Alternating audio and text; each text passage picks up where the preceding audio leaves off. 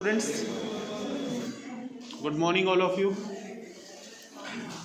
बच्चों, हमारा चैप्टर चल रहा था फाइनेंशियल स्टेटमेंट एनालिसिस।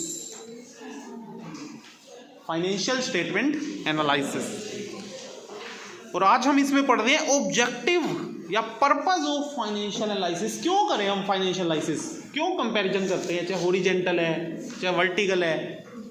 बेटा सिंपल सी बात है, इसमें हमें रिजल्ट्स पता चल जाते हैं। तो डिटेल में पढ़ते हैं क्या ऑब्जेक्टिव है फाइनेंशियल एनालिसिस के। पहला, to measure the earning capacity और प्रॉफिटेबिलिटी। हमें बिजनेस की अर्निंग कैपेसिटी पता चल जाती है कि हमारी अर्निंग कैपेसिटी कैसी है। हम बिजनेस में हमारी अर्निंग बढ़ रही है या घट रही है, ठीक है। हमारी प्रॉफिटेबिलिटी कैसी है। स्टेटमेंट ऑफ जब P&L में कंपैरिजन करोगे तो आपकी प्रॉफिटेबिलिटी पता चलेगी आपको। टू मेजर द सोल्वेंसी, सोल्वेंसी रेशियो निकाला था आपने, आपको याद हो अकाउंटिंग रेशियो में, तो सोल्वेंसी रेशियो यही बताता है। सोल्वेंसी रेशियो में डेब्ट इक्विटी रेशियो पढ़ा, प्रोप्राइटरी रेशियो पढ़ा, total asset to debt ratio पढ़ा, ICR इंटरेस्ट कवरेज रेशियो पढ़ा। हमारी सोल्वेंसी कैसी है। सोल्वेंसी का मतलब क्या होता है, सोल्वेंट का मतलब कि हम अपने डेब्ट की पेमेंट करने में कैपेबल हैं या नहीं है। To measure the financial strength, बच्चों हमें अपनी फाइनेंशियल स्ट्रेंथ पता चलती है। फाइनेंशियल स्ट्रेंथ में क्या होता है कि हमारी एसेट्स और लायबिलिटी कितनी है। एसेट ज्यादा है, लायबिलिटी कम है, तो बिजनेस की फाइनेंशियल पोजीशन क्या है, अच्छी है, स्ट्रेंथ अच्छी है हमारी। और लायबिलिटी ज्यादा है, कर्जे ज्यादा है, और एसेट्स कम है, तो पुअर है। फाइनेंशियल स्ट्रेंथ क्या है, पुअर है। तो इससे हमें पता चल जाता है कि हमारी फाइनेंशियल स्ट्रेंथ कैसी है, कि हम फ्यूचर में अगर हमारी फाइनेंशियल स्ट्रेंथ अच्छी है ना बच्चों, तो हम नई मशीनें नई इक्विपमेंट खरीदने में कैपेबल है। हमारी रेपुटेशन भी अच्छी होती है। अगर हमारी स्ट्रेंथ अच्छी है ना फाइनेंशियल, उस बिजनेस की मार्केट में रेपुटेशन भी क्या होगी, बहुत अच्छी होगी।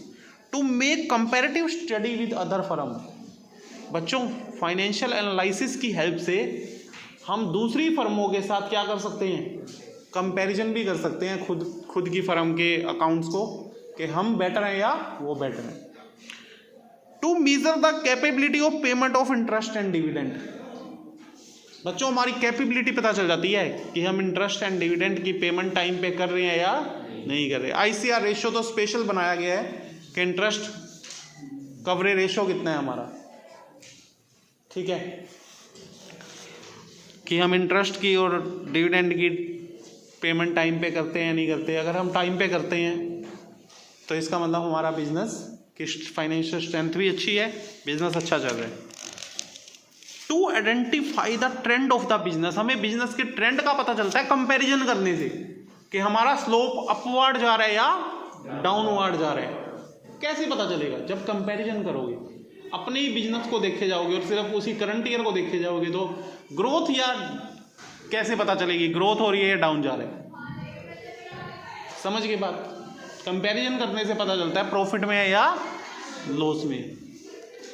टू जज द एफिशिएंसी ऑफ मैनेजमेंट, बच्चों मैनेजमेंट की एफिशिएंसी भी जज हो जाती है जब हम कंपैरिजन करते हैं। अगर हमारा बिजनेस का स्लोप ऊपर जा रहा है, प्रॉफिट बढ़ रहे हैं, तो इसका मतलब मैनेजमेंट की एफिशिएंसी कैसी है, अच्छी है, एफिशिएंटली काम करते हैं मैनेजर।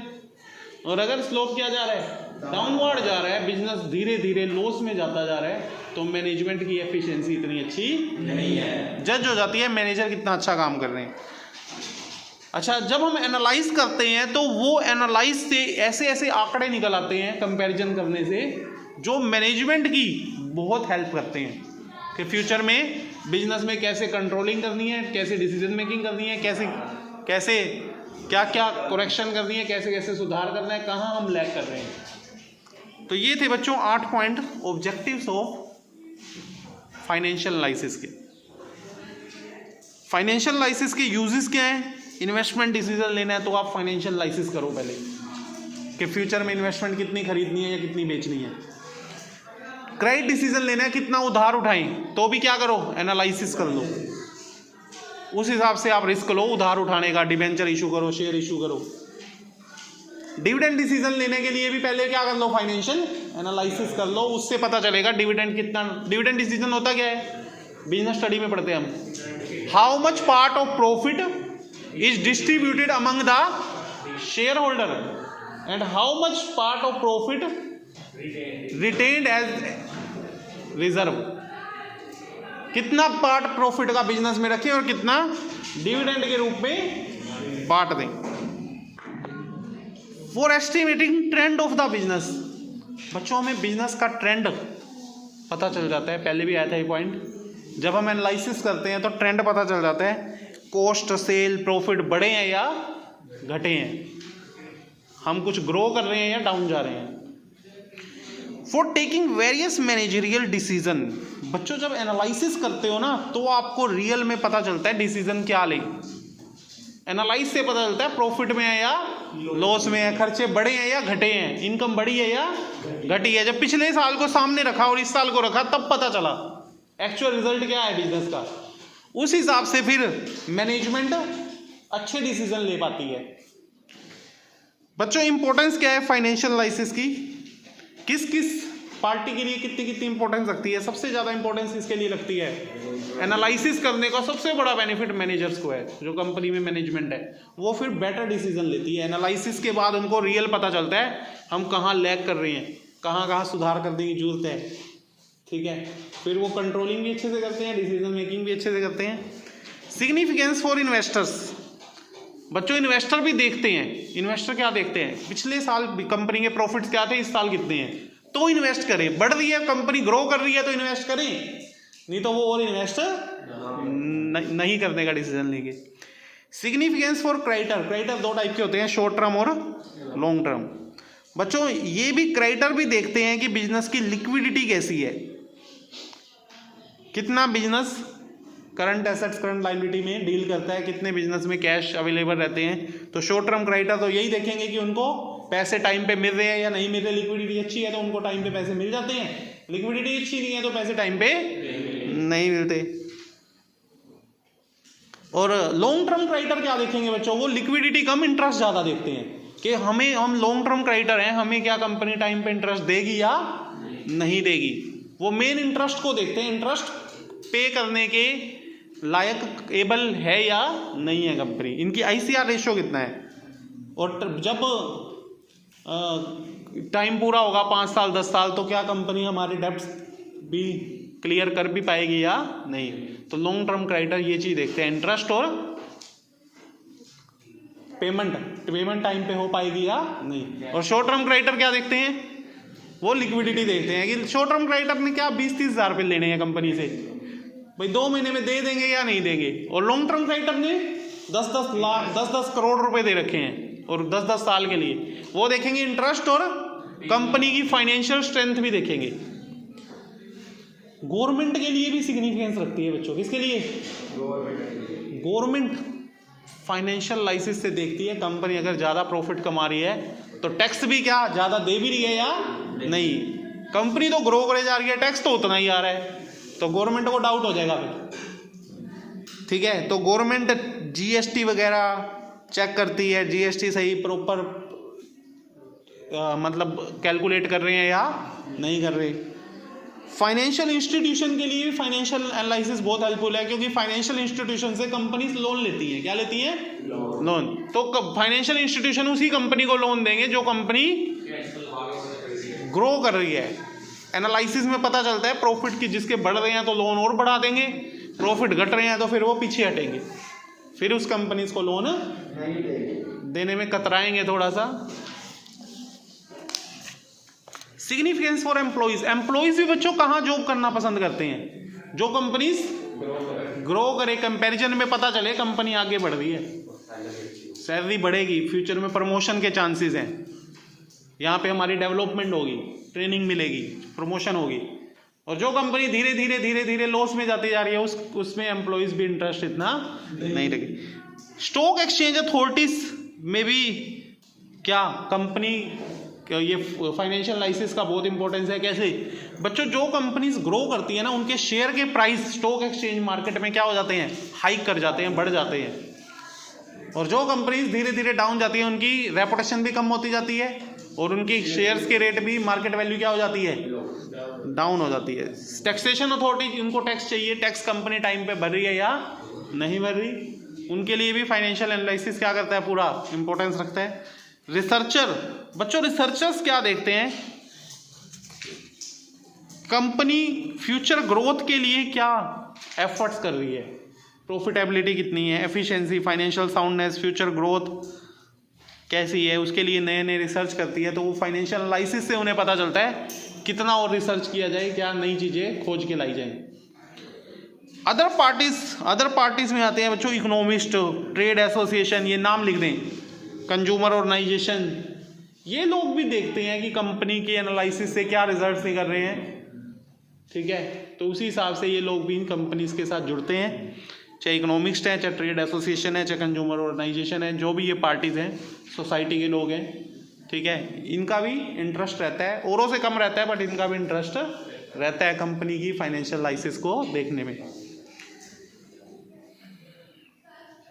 बच्चों limitations of financial analysis, limitation में क्या है, +1 में हम पहले चैप्टर में अकाउंट्स की जो लिमिटेशन पढ़ते थे ना, लगभग सारी वही लिमिटेशन है। पहला, लिमिटेशन ऑफ फाइनेंशियल स्टेटमेंट। बच्चों जो फाइनेंशियल स्टेटमेंट की कमी है, वो कमियां सारी इसमें भी आएंगी, क्योंकि फाइनेंशियल स्टेटमेंट से ही तो क्या बनती है, फाइनेंशियल एनालिसिस होता है। तो फाइनेंशियल स्टेटमेंट में बहुत सारी कमियां हैं, ठीक है। जैसे sometime the information given in financial statement are incomplete, financial statement में जो इन्फॉर्मेशन है वो क्या है, कंप्लीट ही नहीं है, मनी की टर्म वाली होती है, सिर्फ नॉन मॉनेटरी आइटम को इग्नोर करते हैं हम। और जो इसके अंदर इंफॉर्मेशन है वो सिर्फ किसके बेस पर है, अकाउंटिंग कंसेप्ट और कन्वेंशन के, और वो गलत है, उनमें काफ़ी कमियां हैं। जो अपनी इंडिया के कंसेप्ट और कन्वेंशन है ना, वो 100% सही नहीं है। जो अकाउंटिंग स्टैंडर्ड यूज हो रहा है वो इतना अच्छा नहीं है, उनमें काफ़ी कमियां हैं। जैसे उसमें हिस्टोरिकल कॉस्ट यूज होती है, बट वो तो बहुत गलत है। तो उस वजह से वो सारी कमियां इस फाइनेंशियल एनालिसिस में भी आ जाती है। Affected by window dressing, window dressing मतलब बाहरी दिखावा, जो दिखता है वो होता नहीं, और जो होता है वो दिखता नहीं है। मतलब जितने प्रॉफिट शो हो रहे हैं ना, उतने रियल में है नहीं। वो सही बात है कि जब तक हम बिजनेस को बेच नहीं देते ना, हमारी कैश वापस नहीं आ जाता, तब तक हमें पता नहीं चलता बिजनेस में आप प्रॉफिट में हो या लॉस में हो। पूरे बिजनेस को बेच के आपका कैश वापस आ गया तो आपको पता चलेगा इतने लगाए थे, वापस आज इतने वसूल हुए, कितने कमाए कितने गवाए।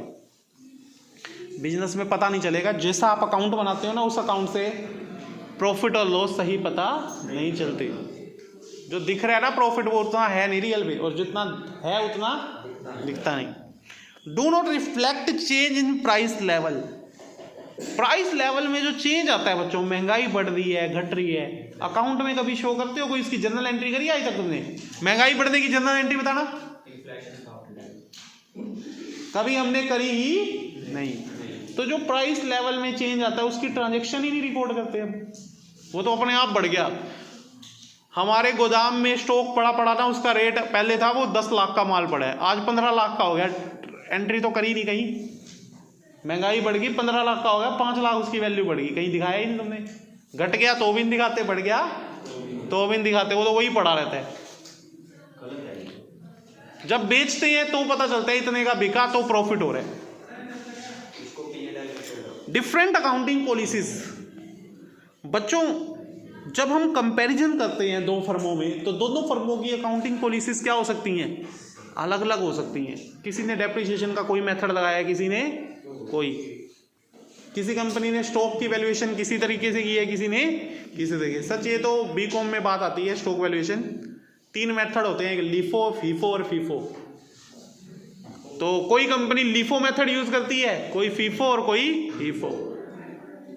आपको तो डेप्रिसिएशन का पता है, डेप्रिसिएशन का कोई कंपनी कौन सा मेथड यूज कर रही है और कोई, तो कैसे कंपैरिजन करोगे? Effect of personal ability and bias of the analyst. बच्चों